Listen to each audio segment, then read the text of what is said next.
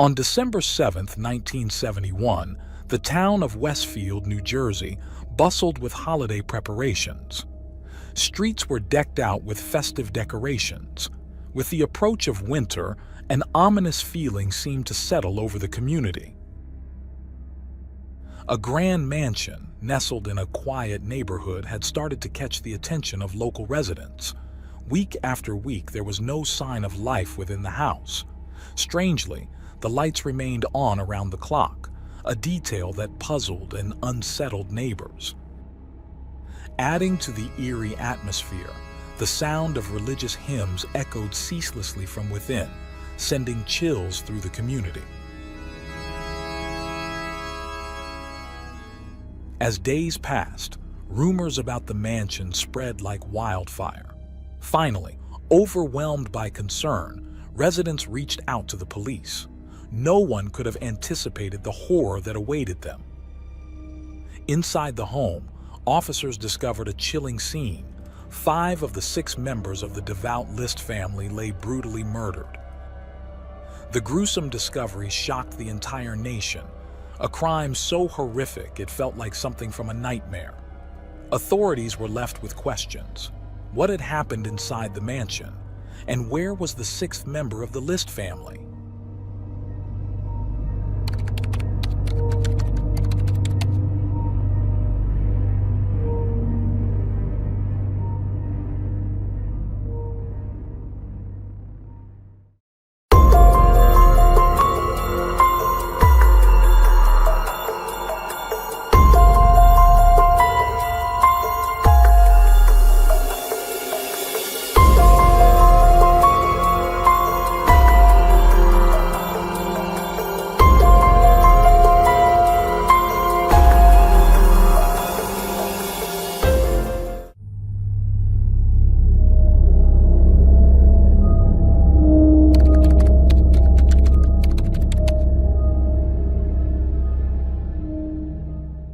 Westfield, New Jersey is a charming town celebrated for its quaint downtown, outstanding school system, and convenient access to New York City.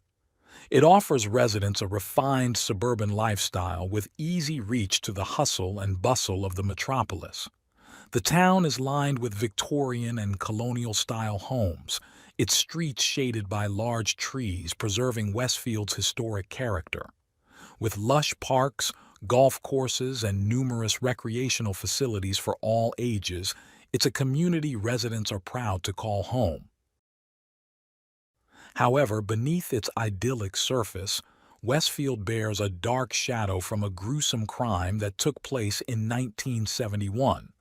The name Westfield has become entwined with the tragic fate of the List family.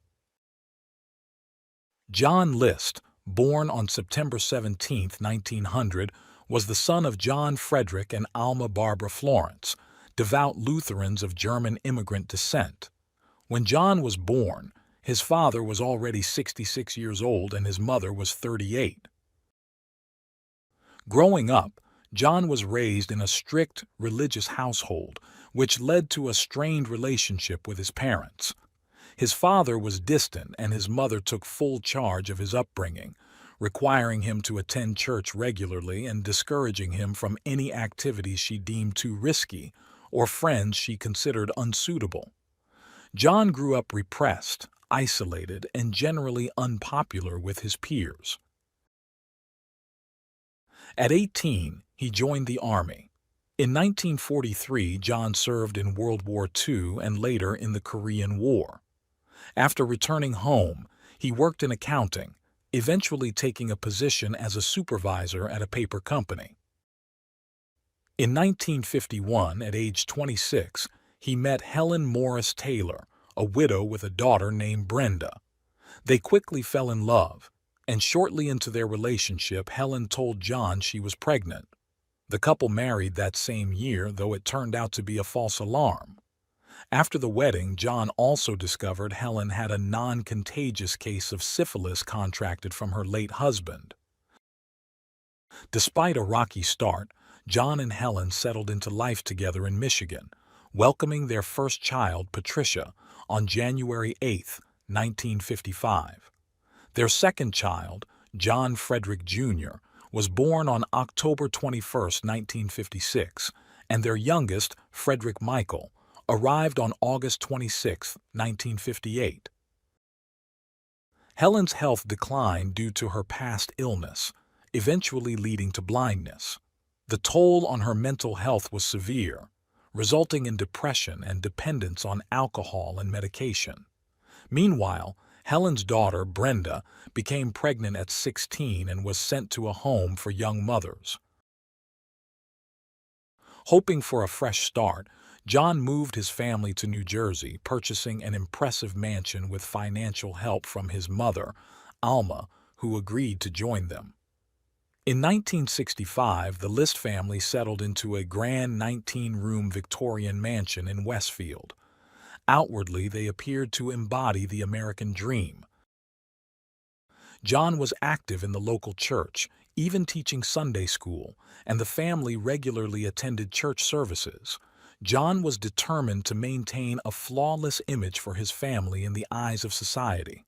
For a while, things seemed to go well for the Lists, but it was only a fleeting happiness. By early December 1971, neighbors noticed something strange. No one had seen the Lists in weeks, and all the mansion's lights were left on continuously. Concerned, they alerted the police. On Tuesday, December 7th, officers arrived and, finding no response, entered the mansion through an open window. Inside, the air was frigid, and a strong odor filled the space. Sacred music blared from a record player, adding an eerie tone to the grim silence. In the mansion's ballroom, they made a horrifying discovery.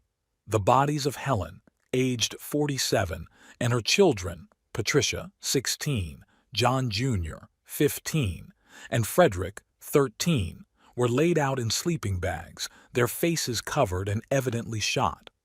The blood-soaked towels had been meticulously packed away. As officers searched further, they found Alma List's body in an attic room on the mansion's third floor. All 5 family members were dead, but one was missing, John List. In his bedroom, authorities found 2 handguns and a 5-page letter detailing his motives. Photos of the List family revealed a chilling detail. John's face had been meticulously cut out from each one. No trace of John could be found, and he seemed to have vanished entirely. Investigators followed a trail of blood leading to the kitchen and concluded that the victims had likely been killed there before their bodies were dragged to the ballroom. Police sent the bodies for autopsy and began analyzing physical evidence. Fingerprints collected from the weapons were preserved for examination. One of the guns had belonged to John's father, while the other had been purchased by John himself on October 14, 1971. This discovery led detectives to consider that the massacre might have been planned for some time. Initially, there was uncertainty about whether John was a victim or the perpetrator, but a letter found in his room confirmed his responsibility. The letter, addressed to the family's pastor, was dated November 7, 1971. In it, John confessed to killing his mother, wife, and children, shocking everyone who knew him. In the letter, John explained his desire to spare them from suffering and provided contacts of family and friends for the pastor to inform about the tragedy. "I know how this may seem to you, but I want you to know I took special care to ensure there was no pain," he wrote. The pastor described the Lists as regular churchgoers, noting that John even taught Sunday school. The letter also indicated that Helen and the children wished to be cremated, and John requested the pastor to arrange a modest funeral for them. As police interviewed neighbors, they uncovered a different side of the List family, revealing that their seemingly perfect reputation was merely a facade. Initially, the Lists were viewed as a typical ideal American family, disciplined, moral, and religious, highly respected in the community. But over time, neighbors began to notice odd behaviors, realizing that the lists weren't as perfect as they seemed.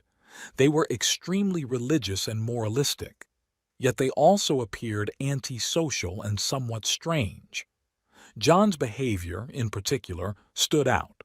A neighbor recalled welcoming the family with a homemade cake, only to be told bluntly by John that his family wasn't friendly and asked to leave. This unwelcoming attitude was noticed by many neighbors over the years. One of Patricia's friends shared with police that John once tore a shirt off Patricia in a fit of anger, disapproving of her choice in front of others. Patricia reportedly felt that her father hated her. Another incident involved Patricia being brought home by the police after wandering the streets with a friend. When called to pick her up, John arrived in full formal attire, wearing a tuxedo in the middle of the night. His behavior with Patricia alarmed neighbors even further. He threatened her life and declared that their days were numbered.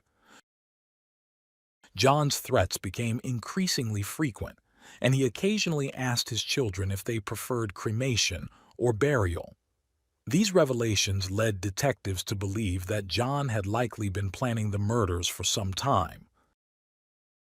As the investigation continued, detectives discovered that John had canceled newspaper and milk deliveries.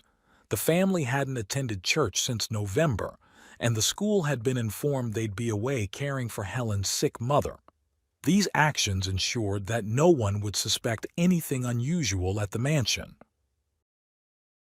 On December 9, 1971, John's car was found parked near New York's John F. Kennedy International Airport. It was a Chevrolet Impala with a parking ticket dated November 10, 1971. The police speculated that he might have taken a flight and possibly fled the country, though no records showed he had boarded any plane. The only certainty detectives had was that John was now a month ahead of them. The autopsy reports confirmed that each family member had been killed with the gun found in John's room. All had been shot once in the head, except for John Jr., who had been shot 10 times in the head, neck, and chest. This discrepancy puzzled investigators, as they questioned why John Jr. had met a more violent end than the others. The funeral took place on November 12, 1971. Alma List was buried in St. Lawrence Lutheran Cemetery in Frankenmuth, Michigan, while Helen, Patricia, John Jr., and Frederick were laid to rest in Fairview Cemetery in Westfield, New Jersey. Their tombstone read, "Peace in the Eternal Valley." Undercover officers attended the funeral, hoping John might make an appearance, but he never did. The List family murders became a top priority for local authorities, who were determined to capture John List.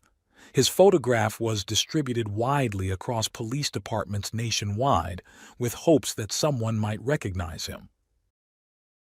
Despite the extensive efforts, John List's whereabouts remained an enigma. Some detectives began to speculate that he might have taken his own life, overwhelmed by guilt. Yet, even after months of intense investigation, no solid leads emerged, and gradually the case went cold. Years passed, and as the original detectives retired, the morbid mystery of the List family fell to a new team of investigators. In 1988, new detectives took charge and decided to reopen it. They believed that bringing the case to a large audience might yield the breakthrough they needed. Their goal was to feature the story on America's Most Wanted, a popular show hosted by John Walsh, who became an advocate for victims' rights following the tragic death of his son, Adam. Initially, the show's producers were skeptical, thinking the case had faded from public memory and that John List was likely dead.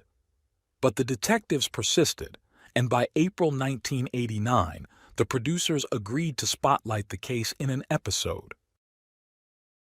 To create a current likeness of John, the detectives collaborated with Frank Bender, a forensic sculptor skilled in reconstructing facial features. Bender used John's psychological profile, developed with the help of specialists to build a realistic representation of what John might look like in 1989. The question loomed over whether John would have changed his appearance, particularly his glasses, a distinctive feature. Some theorized that John might still wear thick, dark frames to project an intellectual or dignified image. John Walsh, deeply invested in victim advocacy, took the case to heart. He wanted a full understanding of John List to communicate his character effectively to viewers.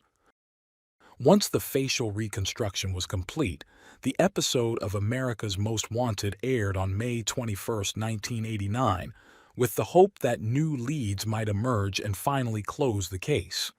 Featuring John List as the prime suspect marked a turning point in the investigation. The program reached an audience of around 22 million viewers, making it the oldest case the show had ever covered, and its impact was massive.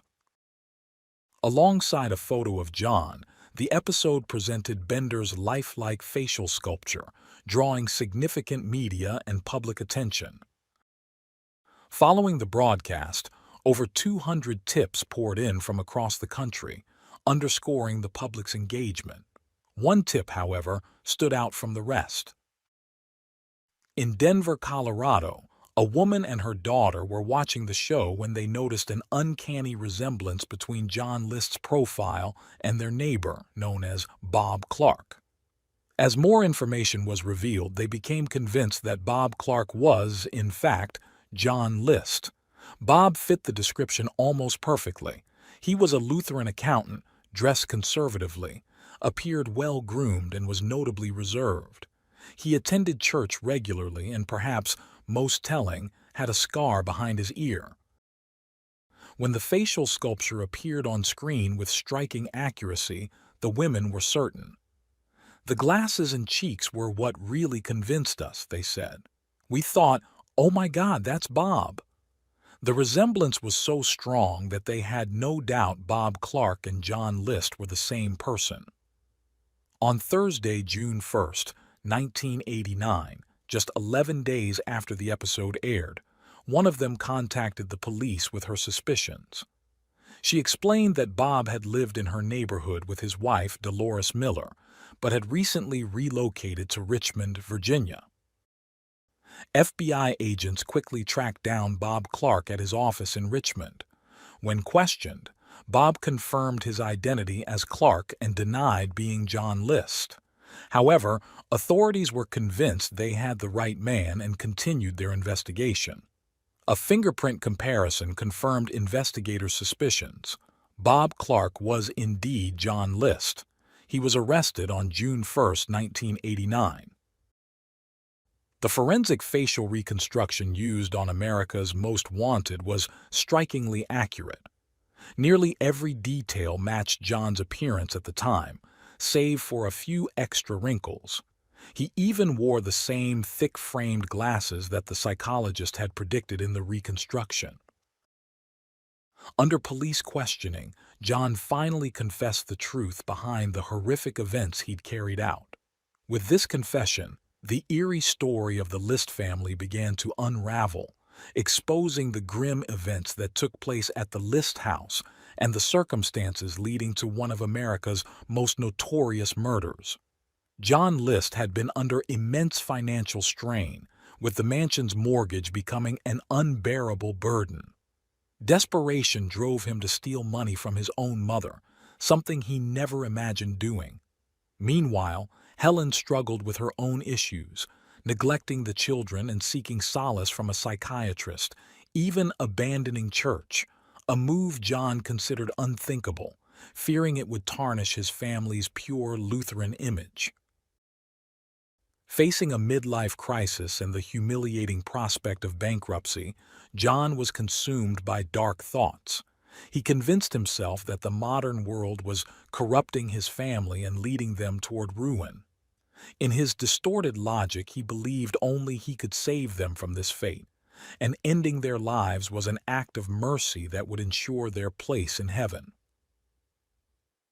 On November 9, 1971, John set his horrific plan into motion. He believed that by killing his family, he would receive God's forgiveness, as he was saving them from the devil's influence. That morning began like any other.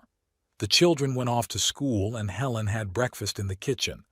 John calmly approached her from behind and shot her, watching her collapse to the floor. He then dragged her body to the ballroom and laid it in a sleeping bag, signaling the start of his grim mission. Next, he visited his mother Alma on the mansion's third floor. She greeted him with a kiss, a moment of affection he answered with a fatal shot. Unable to move her body, he covered her face with a towel as if trying to mask his own guilt. John then went to the bank, closed his accounts, and sent letters to the school, all while displaying a chilling indifference to life. Returning home, he made himself a sandwich and waited for the children to come home. Patricia was the first to arrive, unaware of her fate. John shot her as she entered. The same happened to Frederick, whose young life was cut short as soon as he walked through the door. John Jr. was the last to arrive and fought for his life, but his father's relentless shooting, 9 shots in total, proved fatal. "With John, I just had to keep shooting," John would later say, as if recounting a routine task. That night, after placing his family's bodies in the ballroom, John cleaned the house, prepared dinner, and served it in the room where his family now lay lifeless. With religious music playing in the background, he ate one last meal in the mansion. After dinner, John prayed and went to bed, convinced he had completed his mission and achieved peace. The next morning, he adjusted the thermostat, turned on all the lights, and set religious music to play at full volume, creating the illusion that the house was still occupied. Then he vanished, taking on a new identity. In Denver, John List re-emerged as Bob Clark, living a low-profile life to escape the horrific past he left behind. But like a lurking shadow, his crimes would not stay hidden. Just as the police search began to wane and his life seemed to settle, John built a seemingly normal existence. He found work as an accountant, resumed church attendance, and in 1985 married Dolores Miller, a woman he met through their religious community. He told Dolores that his first wife had died of cancer, a lie she believed as she fell in love, unaware of the massacre he had committed. After his arrest, John initially insisted he was Bob Clark. However, while in custody, a prison guard overheard him confessing his crimes to Dolores. The guard reported this, triggering John's trial. During the trial, his defense argued that he was in an unstable mental state, suffering from post-war depression. The prosecution, however, countered that John had merely been going through a midlife crisis and should be held fully accountable for his actions. A psychologist testified that John acted with calculated intent, even timing the murders to ensure no 2 family members were present together.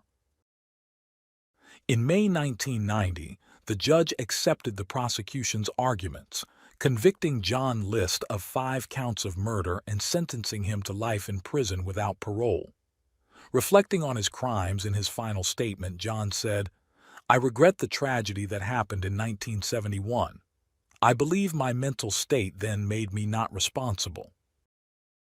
John spent his last 18 years in New Jersey State Prison in Trenton, where he died on March 21, 2008, at 82 from pneumonia complications. Even in his final days, he showed no remorse. For Alma, Helen, Patricia, John Jr., and Frederick, life was tragically and unjustly cut short.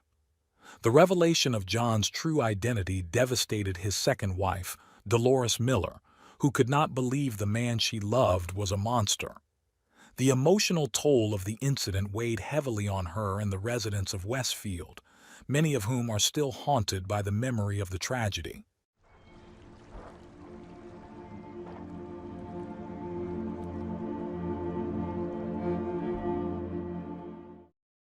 Thanks for tuning in to Unreal True Crime. If you're intrigued by mysteries from around the world, check out our new channel, Latin Crimes, where we dive into the gripping true crime stories of Latin America. Don't miss out. Subscribe now for more thrilling investigations.